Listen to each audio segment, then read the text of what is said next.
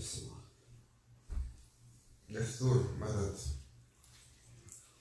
شيخ محمد النازم الحقاني. دستور مدد الحق كنت متسارع شيخ محمد شنكر. أتيعوا الله أتيب الرسول والأولي الأمر منكم. قالوا شاو نقشبان طريقتنا صحبة وخير في الجماعة. Notre chemin, c'est le compagnonnage, car un bienfait évident sur cette assemblée et ce partage. Demain, Hadrat Insan, il est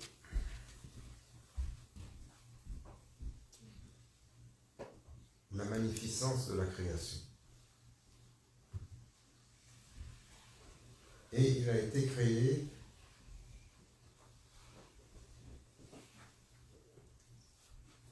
par Allah Azza wa Jal avec fierté.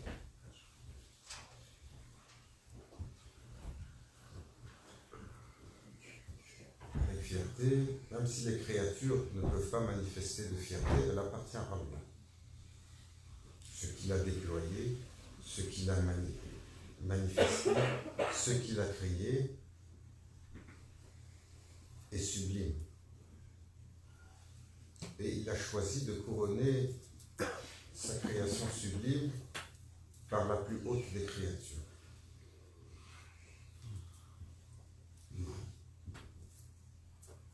Qui est donc la manifestation de sa grandeur, de sa suprématie, de sa gloire, et la manifestation de la perfection. Et bien entendu, ceci est parfois paradoxal avec ce que nous sommes. Parce qu'on peut se montrer parfois particulièrement pathétique.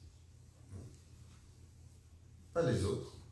C'est facile de regarder notre ami aux cheveux orange.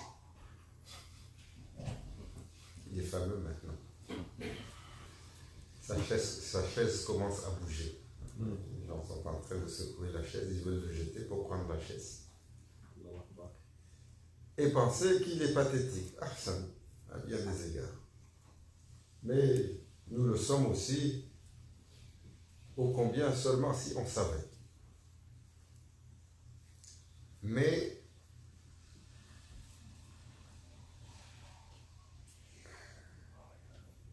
le comble de cette tragédie pour l'humain, c'est l'écart entre sa réalité et sa manifestation.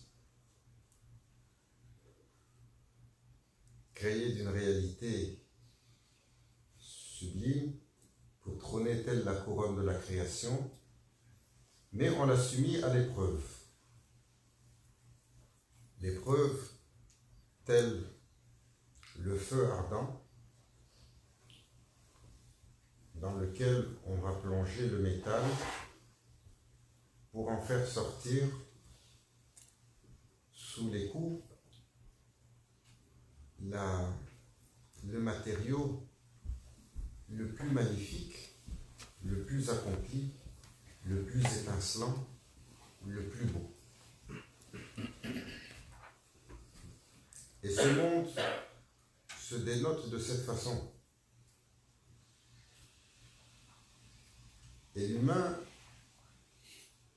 ne manifeste pas ce pourquoi il a été créé, particulièrement aujourd'hui. Et l'une de ces non-manifestations, là tu l'as mis sur automatique. L'une de ces non-manifestations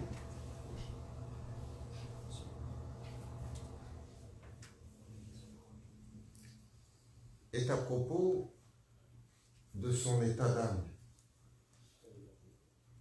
de la légèreté de son état d'âme, ce qu'on va appeler le bonheur. Et nous avons cette difficulté aujourd'hui. It's so difficult to be happy. Yeah. So difficult. Pourtant, Moran Sheikh, une fois, il nous rappelait, il a dit, Allah Azza wa Jal, il n'a pas créé l'humain pour être malheureux. Non. Mais l'humain, lorsqu'il détourne son regard de son Seigneur, alors il y a peu de chances qu'il trouve le bonheur fondamental. Surtout lorsque les épreuves augmentent.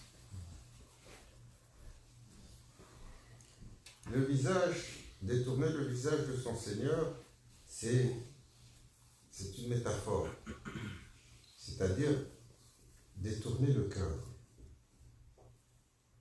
Détourner le cœur de son Seigneur, c'est pas détourner le cœur d'une croyance dogmatique, mais c'est un état de l'être. Un état de l'être. Il y a des gens qui n'ont pas été présentés aux croyances dogmatiques, mais qui ont tous les attributs des croyants.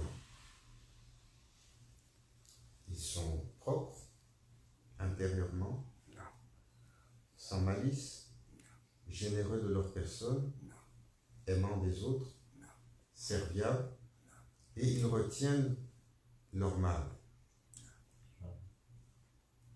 On en rencontre. La vie nous a donné l'opportunité de rencontrer des gens qui ont des belles étiquettes, qui ont des belles étiquettes. Moi, je suis un mouride. Ou encore des étiquettes plus dorées. Moi, je suis un chef. Et quand on regarde dans le détail, on est surpris. Parfois, on se dit, le vieux commerçant à côté de chez moi, il m'inspire beaucoup plus à propos de mon Seigneur que ce que je vois là. Surtout quand on regarde dans le comportement. Et le bonheur, il est difficile aujourd'hui parce que nous avons perdu la méthode de l'alchimie du bonheur.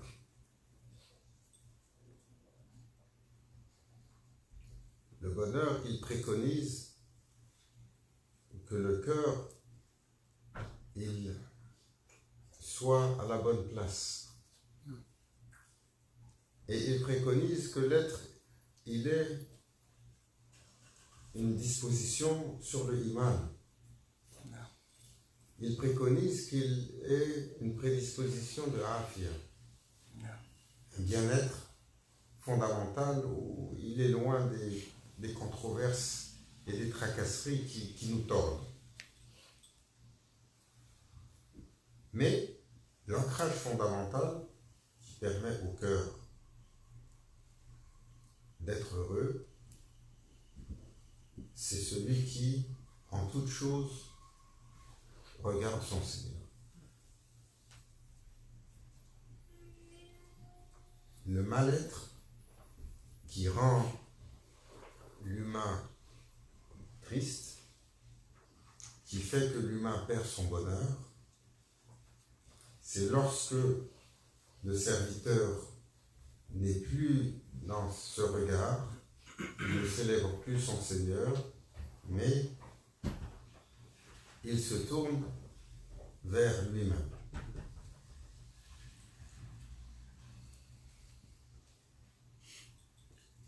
si vous faites quelque chose pour vous,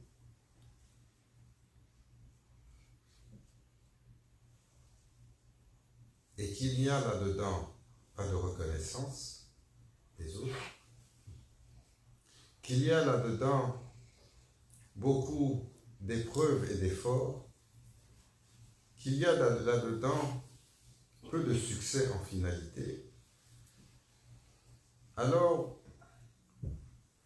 vous en tirez peu de joie et beaucoup d'amertume.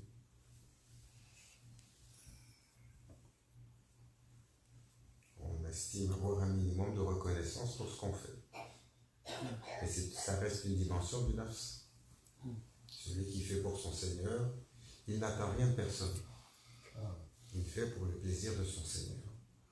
Celui qui cherche le plaisir de son Seigneur, alors quand il rencontre l'épreuve, la controverse, il est déçu de ne pas faire plaisir à son Seigneur, mais il est à mesure de porter les épreuves, car il sait que dès qu'il va se déployer pour son Seigneur, alors le shaitan et ses acolytes, vont lui rendre la tâche très difficile.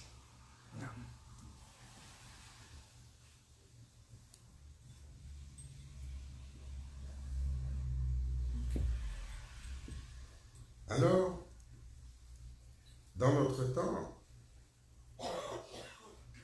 l'humain doit apprendre à se libérer.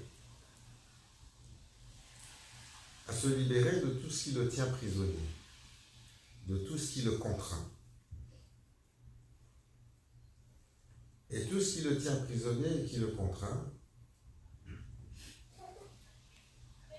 c'est son ego, c'est la dunya, le monde matériel, qui nous illusionne, qui nous hypnotise, qui nous fait travailler, qui nous fait courir.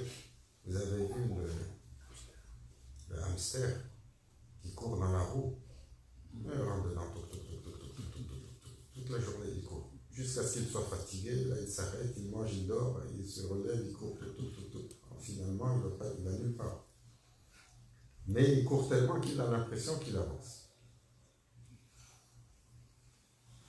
Et cette dunya, elle est comme ça. Même si nous accomplissons, nous bâtissons et accomplissons dans ce qui est éphémère. Parce que ce qui est éternel, c'est ce qui est accompli pour le caractère, pour le cœur.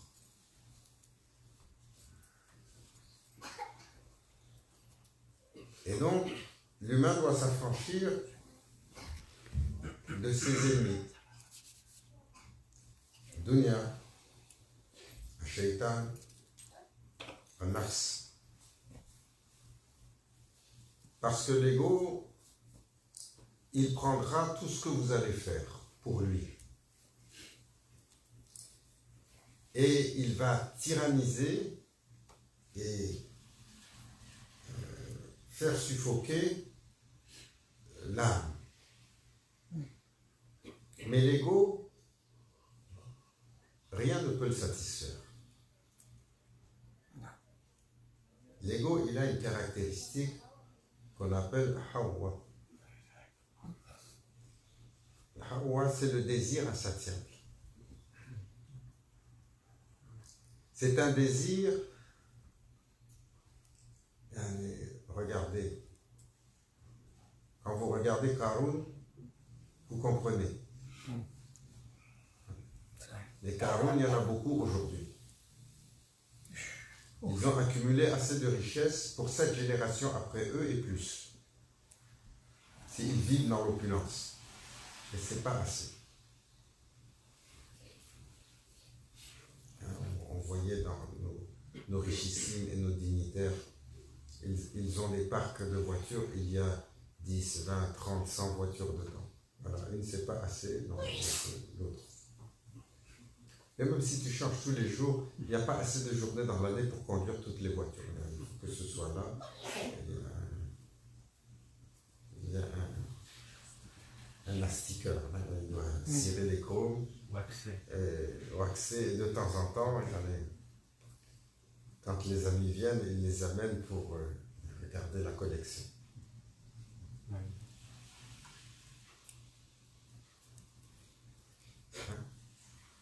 L'homme, il a un désir insatiable. S'il a une épouse, il marche dans la rue, il regarde. Après, il va dire, chérie, j'ai droit à plus qu'une. Le feu à la maison. Allez, même si on lui donne une deuxième, dès qu'il sort, il va continuer à regarder. Et une troisième, et une quatrième. Alors tous les jours, vous avez des histoires abracadabrantes. On en trouve là, ils ont 50, ils ont 100, et ils continuent à accumuler. Un nafs, il est comme ça. Et ce n'est pas le nafs des autres. Je suis comme ça.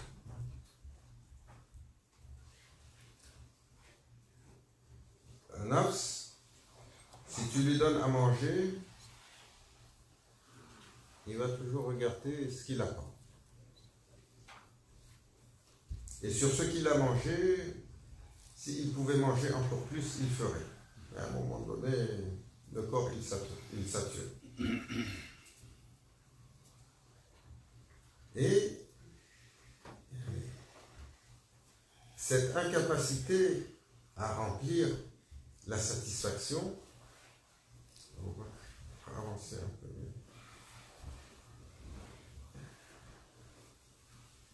La place ici. L'humain, il n'arrive plus à se libérer de ses passions. Et l'ego le tient.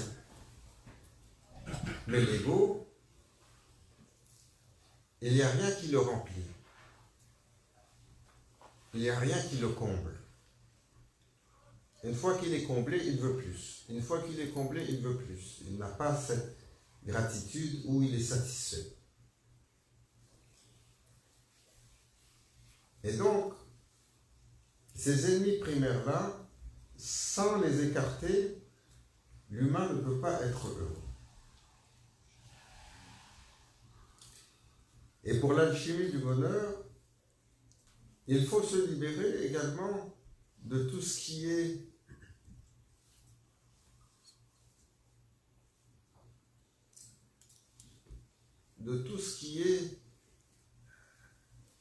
qui nous fait craindre, qui crée de la grisaille, qui crée de la peur, qui crée de l'anxiété. La mort,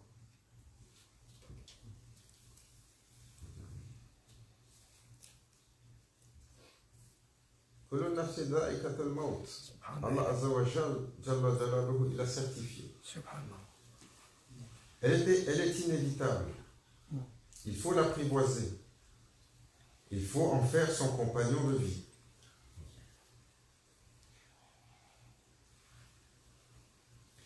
Il faut l'apprivoiser, en faire son compagnon de vie, s'y préparer, la regarder le matin, la regarder le soir.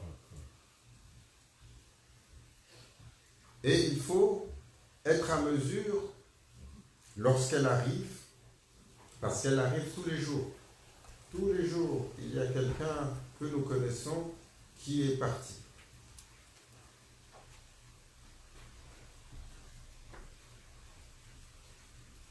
Il faut être à mesure de le recevoir, de le porter, d'être en paix avec cela. Même si ça crée de la peine. Le pourquoi ne nous appartient pas. Pourquoi il est parti, comment il est parti, à quel âge il est parti, ça ne nous appartient pas. Ça, c'est le cadre d'Allah Azza wa Jalla. La responsabilité sur l'humain, s'il a sa responsabilité dans ce qui a amené les gens à souffrir et à mourir. Mais l'heure finale, c'est ce Allah a établi. Et il faut se libérer de tout ce qui est anxiété.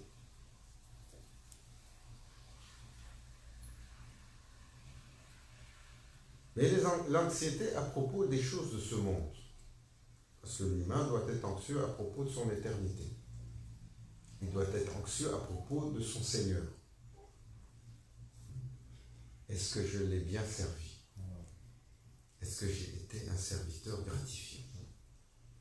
Est-ce que j'ai honoré le Seigneur qui m'a créé et qui me donne chaque souffle de vie, chaque battement de cœur? Mais pas anxieux par rapport à l'adonia. Ça, c'est notre plus gros anxiogène à tous. On en perd le sommeil. Les factures pas payées, tout le monde connaît. Et il n'y a pas de grille salariale qui est exemptée. Il y en a quelques-uns qui ont passé ces choses-là. Mais eux, ça finit également par les rendre fous. Ça, c'est un autre facteur. Quand tu as trop, quelle malédiction. Il y en a un fameux. Il a eu tellement de richesses, il n'avait plus besoin de rien.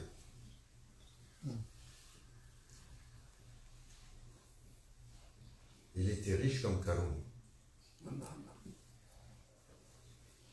Il avait tellement de richesses que le gouvernement de son pays a dit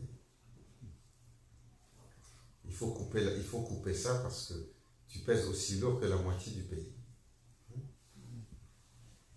On ne va pas nommer son nom, mais pour vous donner un ordre d'idée, quand il était au summum de ses avoirs, ça aurait fait l'équivalent aujourd'hui. Ils ont fait une actualisation de ce qu'il avait accumulé comme richesse. Ça aurait fait l'équivalent aujourd'hui de 400 milliards. On est loin, loin, loin devant les gros riches. Aujourd'hui, on parle un peu de dunya. Je m'excuse, je suis capable de vous sortir des chiffres comme ça.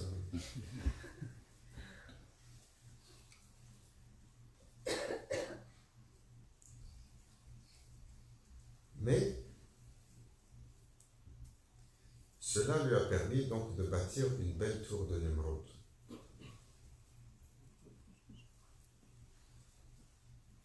Et dans sa tour de Nemrod, dans la grande ville des tours de Nemrod,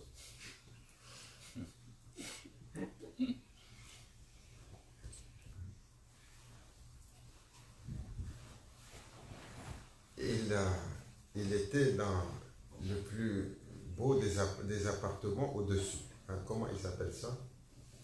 Il peut regarder tout le monde d'en haut. Mais il avait tellement d'argent qu'il avait et se sentait au-dessus de tout, que Allah Azawajal lui a envoyé un bon Nemrod. Il lui a envoyé une petite chose pour pouvoir le faire tomber. Hein? Regardez. Regardez comment Allah Azawajal nous montre ses sagesses. Les microbes. Il a commencé à avoir peur des microbes. Ils ne l'ont même pas touché. Juste, ils pensent qu'ils vont le toucher, il est devenu fou.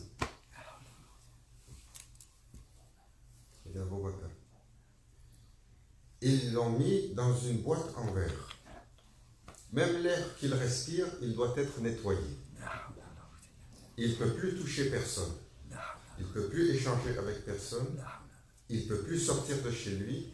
Il est coincé dans un tour où tout est nettoyé, tout est filtré, 7 fois, constamment.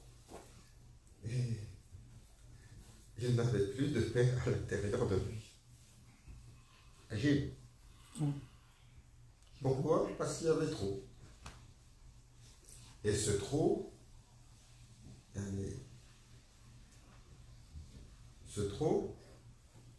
lorsque l'humain le possède, il faut qu'il soit généreux.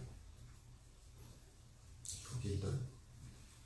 Sinon, ça devient une affliction. Ça devient un mal.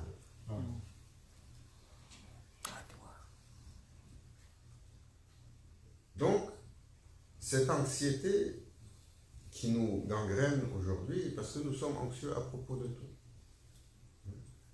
À propos du travail, à propos de la famille, à propos de nos époux, de nos parents, de nos enfants, à propos de même ce pays dans lequel nous vivons. Ils sont venus voir Cheikh Ahmed une fois quand il a été élu Donald Trump, notre ami aux cheveux orange. Parce qu'il commençait à dire tout ce qu'il voulait faire pour les étrangers. Et les gens étaient en panique. Ils étaient paniqués, ils sont venus, les mourides sont venus. Oh cher, il y a un méchant qui vient de s'asseoir sur le chou méchant. Lui c'est un abd comme tout le monde. Est-ce qu'il va faire quelque chose que Allah n'a pas permis? Non. Non. Il va faire plus que Allah a permis? Non. Non. Ce qu'il va faire, c'est ce que Allah a permis. Si ça te touche, c'est que c'est écrit. Et pourquoi tu es anxieux et tu ne te tournes pas vers ton Seigneur? C'est à lui qu'appartient la protection. Aussi terrible que le tyran peut être, jamais il ne fera plus que son Seigneur lui a dit. Il y avait un tyran terrible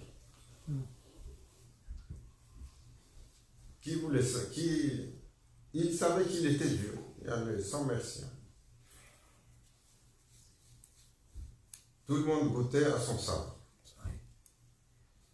Et tout le monde le dépeignait comme un tyran. Alors il a appelé les relèvements. Parce qu'après avoir fait peur à tout le monde,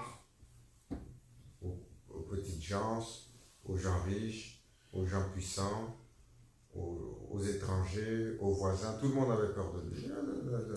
Les relèvements, venez ici, je vais vous poser une question. J'ai une question existentielle.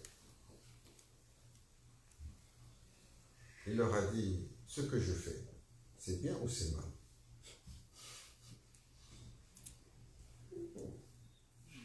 Un gros cadeau.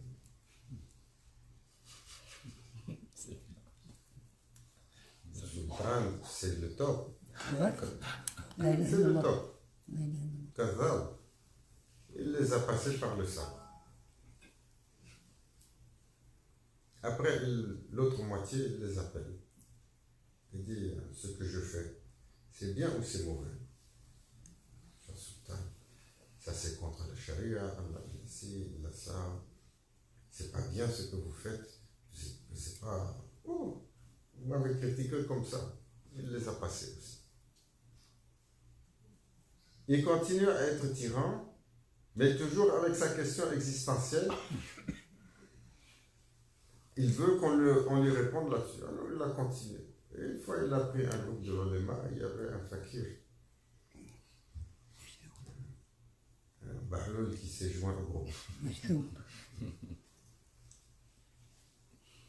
Et là, il a vu que les gardes du sultan, ils ont pris un groupe de ulama, tous ils marchent et ils sont inquiets. Alors il les a approchés.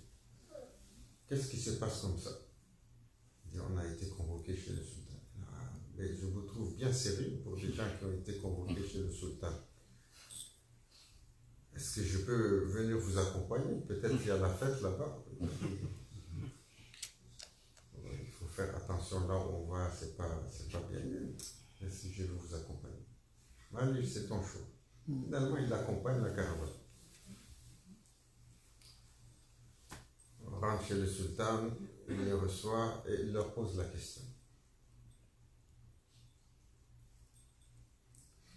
Est-ce que ce que je fais, est-ce que je suis bon ou est-ce que je suis mauvais? Je ne dors pas, je ne suis pas en paix parce que je n'arrive pas à répondre à cette question. Alors, là, savants, ils ne savent pas quoi dire parce qu'ils ont entendu ce qui est arrivé au groupe d'avant. Si tu dis tu es bon, si tu dis il est mauvais, tu passes aussi. Et avant qu'il puisse parler, il a dit moi, je vais répondre. Et là, ils ne savent pas grand-chose.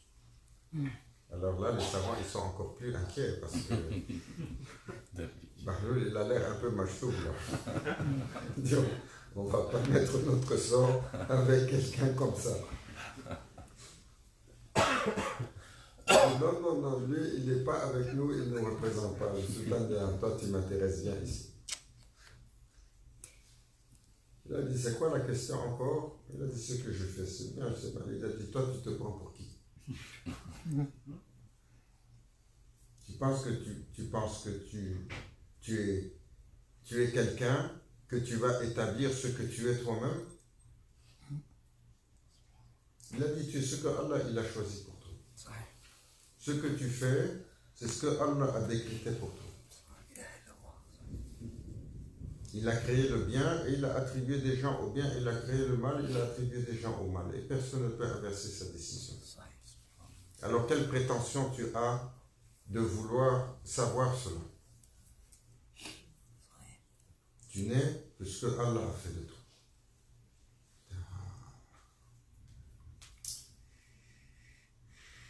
Ça, personne ne m'avait répondu comme ça. Ça y est. Vous êtes épargné. Allah vous êtes épargné. Et après est arrivé un autre jeune, il est venu sur la baraka du Majdoub, il est venu enlever le sultan. Son règne était terminé.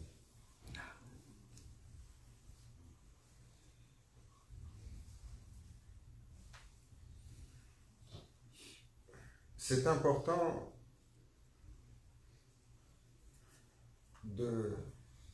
d'alléger notre condition et de trouver l'alchimie du bonheur et de ne pas être dans ce monde comme une âme en peine.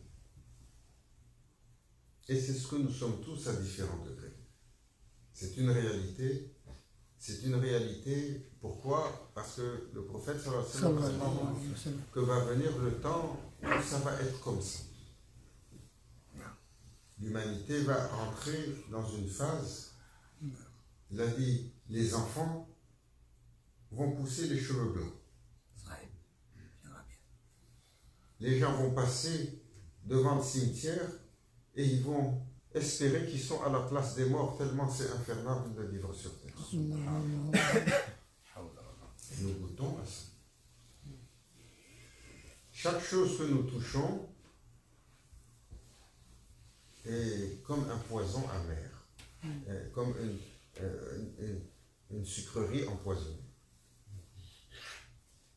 Tout de suite, il y a un bienfait qui nous donne un plaisir apparent et c'est suivi par une amertume.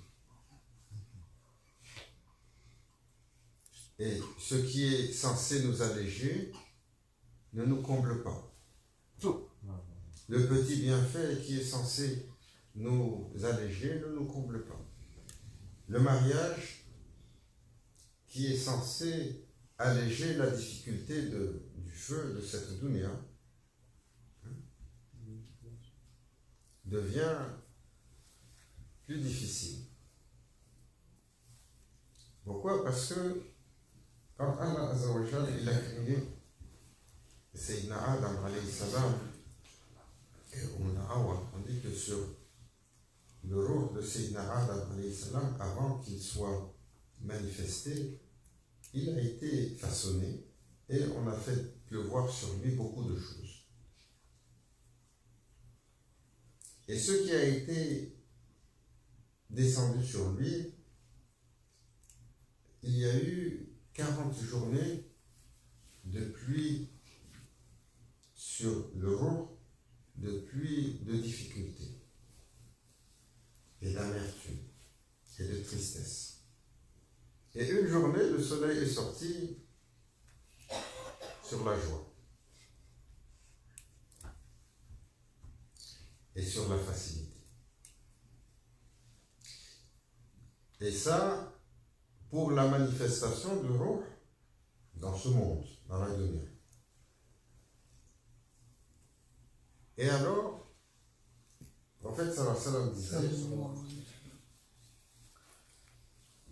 cette vie n'est pas une partie de plaisir, c'est une mise à l'épreuve. Pour chaque partie facile, il y a 40 parties difficiles. C'est ça le ratio. For every easiness, 40 difficulties. That's how it rained on our forefathers. Sayyidina Adam alayhi salam, how Allah Azza wa Jal made the equilibrium. So, quand Sayyidina Adam alayhi salam était au Jannah, il était dans un état satisfait, mais quelque chose qui manque. Donc quand son Seigneur l'a questionné, s'il était heureux, il a dit, je suis comblé mon Seigneur. Mais la présence de mon Seigneur me manque. La contemplation, même si le jardin est luxuriant, la contemplation du Seigneur lui manquait dans le jardin. Allah, dans sa sagesse, il a donné la deuxième moitié au Na'aw. Et là, on dit que c'est Adam alayhi salam, il a été comblé. Il a dit parce que, Ya Rabbi, à mes côtés, quelqu'un qui me rappelle ton visage.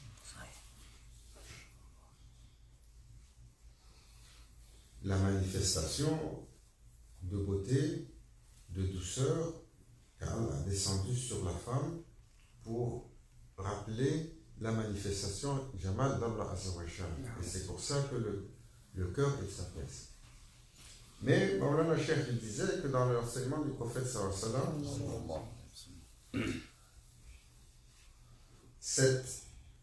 sallam, l'allègement de 40 parties de difficulté pour une partie de facilité dans ce monde, il allait venir dans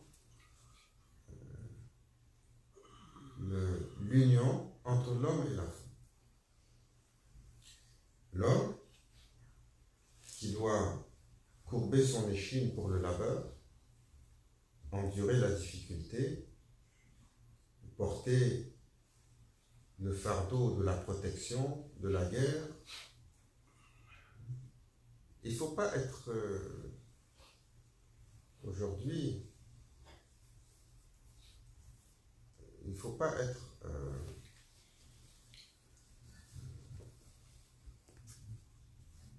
penser que le monde a toujours été comme ça, parce qu'on vit dans des états de droit.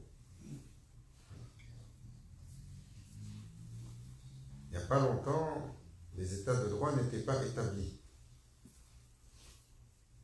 Et malgré le fait qu'on est tous en sécurité, il y a encore beaucoup d'endroits sur Terre qui brûlent.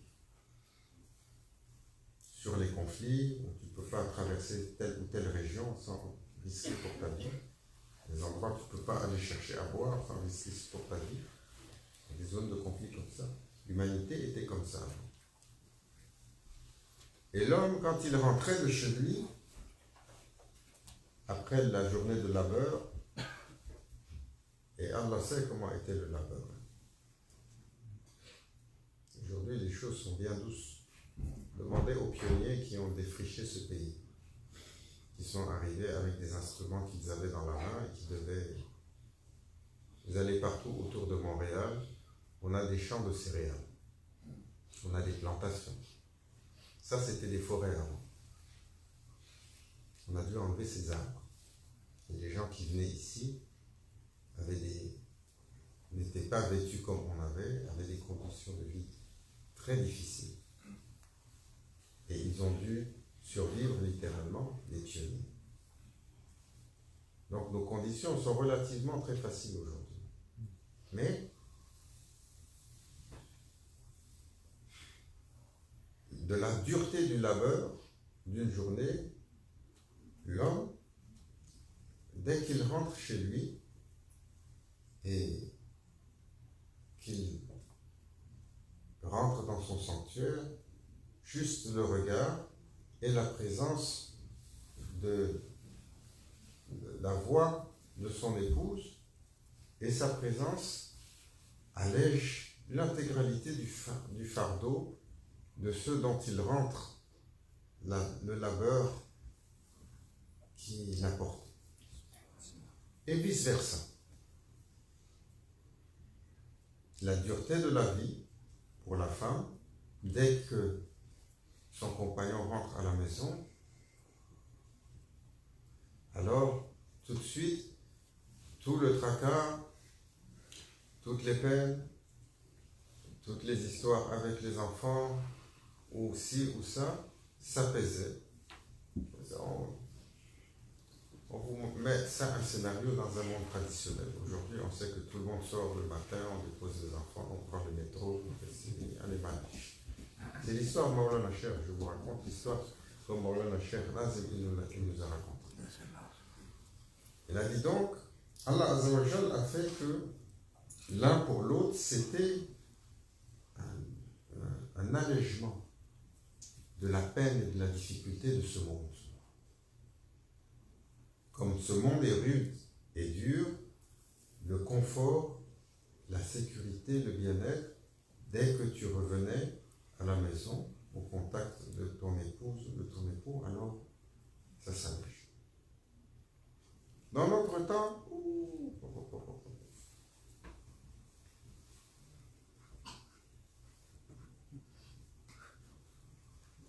tu rencontres, tu viens à la Zawiya, tu rencontres Fakir, il est assis. Salam alaikum, qu'est-ce qui se passe? C'est chaud à la maison. Voilà, ici c'est la paix, c'est tranquille. Voilà, ça fait une semaine que tu es là.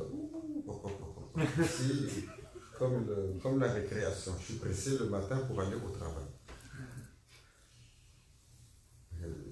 D'autres fois, c'est l'opposé.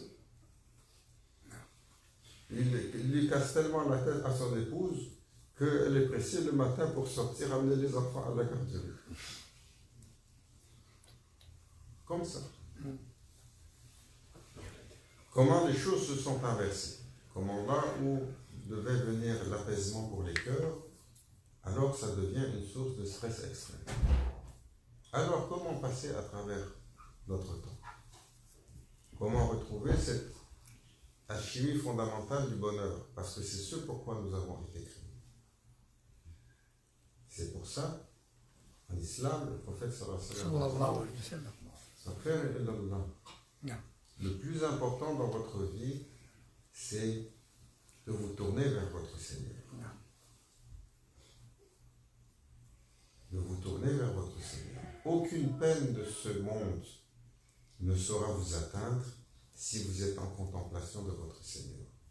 Ni les peines émotionnelles, ni les peines matérielles, ni les pertes. C'est Na'ali Karamallah wa Ashram. Il a reçu une flèche une fois qui était rentrée dans l'os du genou. On est loin de nos petits bobos. Et ça ne se retire pas comme ça, là, c'est rentré dans l'os. Pour la retirer, la flèche est cassée. Comment on va faire ça? Il a dit, attendez que je sois en prière. Il a fait les ablutions, il est rentré en prière. Dès qu'il est rentré en prière, ils sont venus, ils l'ont retiré, il n'a même pas cligné des yeux. Pourquoi?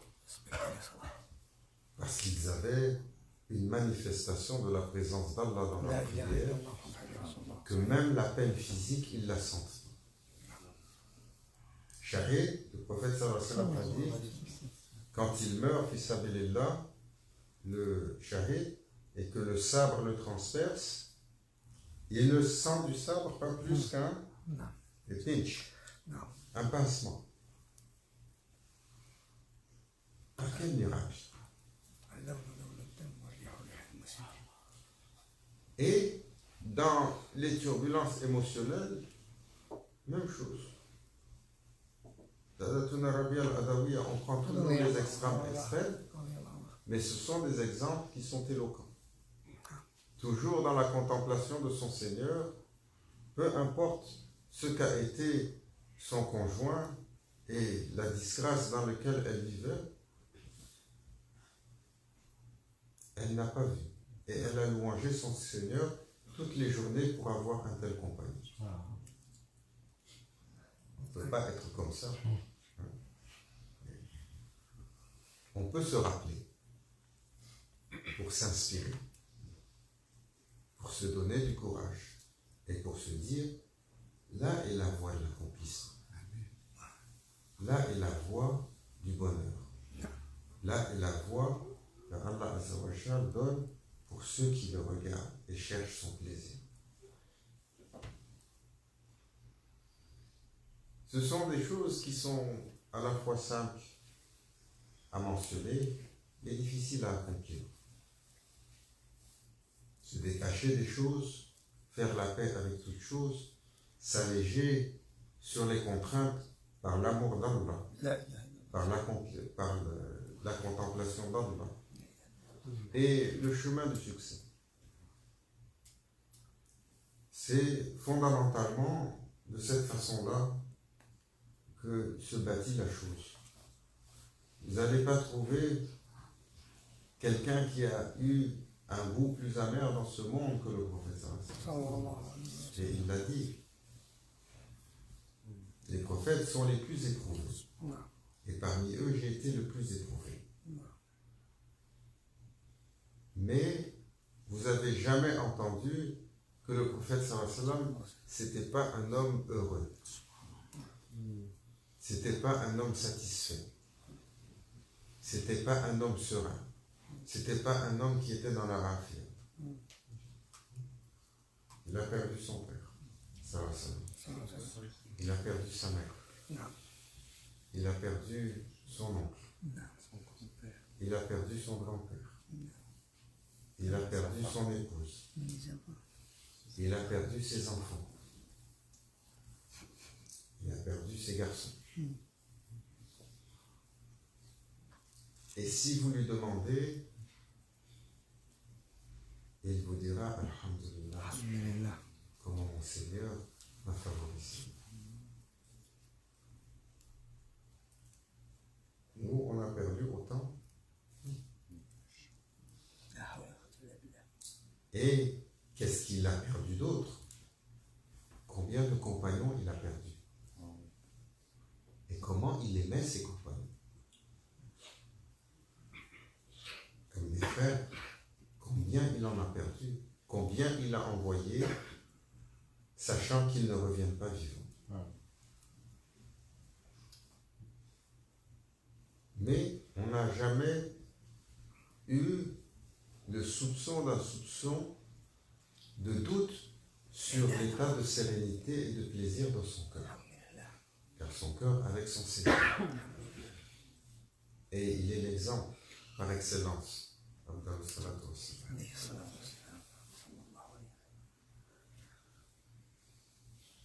La dunya est une illusion. Et nous serons mis à l'épreuve avec. Nous serons mis à l'épreuve avec ce monde matériel, avec notre attachement à tout ce qui est sur terre, ici-bas. Nos biens, nos situations, notre fortune et même nos familles.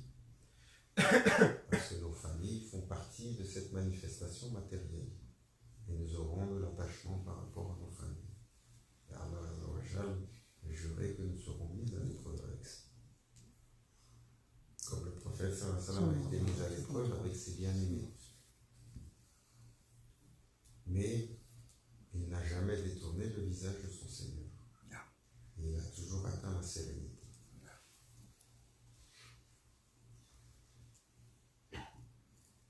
Qu'Allah nous accorde le bonheur, l'alchimie du bonheur. Qu'Allah Azza wa Jal nous accorde la clé de ce bonheur. Et surtout, nous donne les moyens de l'accomplir. Nous ne blâmons pas les autres pour notre malheur, car cela est toujours très facile. Comme il a accordé l'afia au prophète sallallahu alayhi wa sallam, nous demandons ce bien-être. Comme il a accordé ce bonheur et cette joie et cette contemplation pour le prophète sallallahu alayhi wa sallam, nous demandons de suivre sur ce chemin.